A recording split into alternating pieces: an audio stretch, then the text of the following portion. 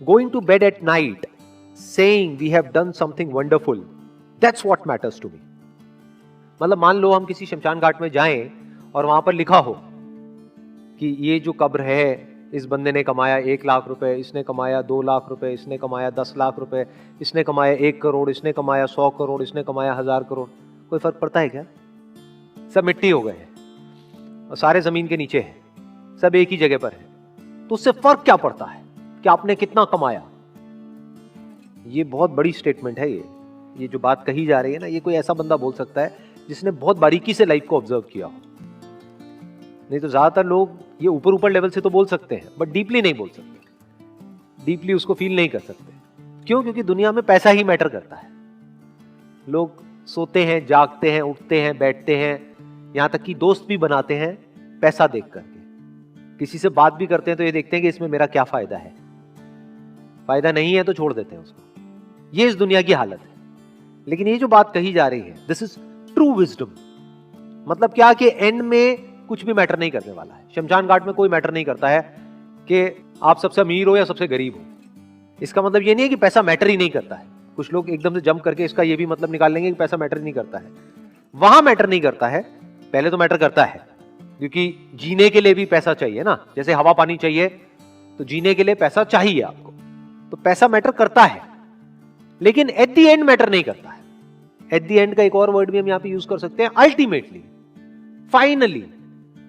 पैसा मैटर नहीं करता है। आप कह सकते हो वो इंपॉर्टेंट है, लेकिन वो सबसे इंपॉर्टेंट नहीं है। तो सबसे इंपॉर्टेंट क्या है, वो अगली लाइन में कहा जा रहा है। Going to bed at night saying we have done something wonderful, that's what matters to me. क्या कमाल की स्टेटमेंट है।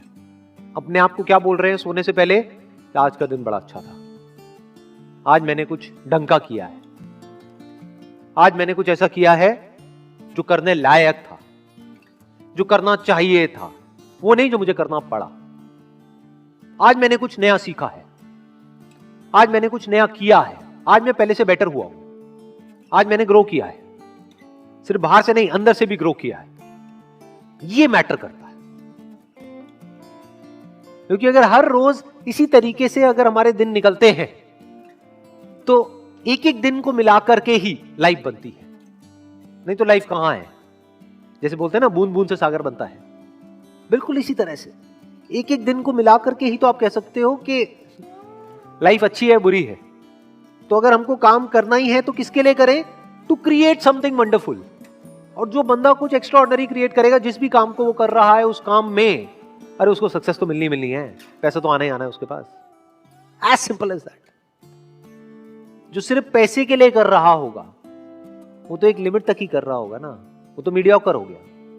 वो एक्स्ट्राऑर्डिनरी बन कैसे पाएगा? कोई आदमी है, मान लो जॉब कर रहा है और उसके माइंड में ये बैठा हुआ है कि मैं जो काम कर रहा हूं बस उतना ही करूंगा जितना मुझे पैसा मिल रहा है, तो अब वो एक लिमिट तक ही जिएगा और उस लिमिट में ही मरेगा। लेकिन अगर वो कहता है चलो मेरे को इस कंपनी में पैसा नहीं भी मिल रहा है, मेरी कदर नहीं भी है, लेकिन अगर मैं अपनी तरफ से 100% अपना डाल रहा हूं काम करने में, यानी कुछ एक्स्ट्राऑर्डिनरी काम कर रहा हूं, तो उस कंपनी के लिए नहीं कर रहा हूं, अपने लिए कर रहा हूं। जिससे कि कल को अगर मैं इस कंपनी को छोड़ के किसी और कंपनी में भी जाता हूं, यहां पे कदर नहीं हो सकता, वहां पे होगी, वहां नहीं होगी, चलो कोई तीसरी कंपनी में होगी, कहीं तो होगी। अरे अच्छे काम की कदर तो होती ही होती है। तो ये एक थॉट प्रोसेस एक आदमी की होनी चाहिए, तब वो कुछ एक्स्ट्राऑर्डिनरी लाइफ में अचीव कर सकता है। ये जो आम जो दुनिया की जो थॉट प्रोसेस है उससे बिल्कुल अपोजिट है। आम दुनिया की थॉट प्रोसेस क्या होती है? गोल होता है पैसा, काम होता है जरिया। यहां पर क्या है, अगर इस कोटेशन को ध्यान से समझा जाए, गोल है काम, पैसा है जरिया, यानी पैसे को यूज करना है कुछ वंडरफुल क्रिएट करने के लिए।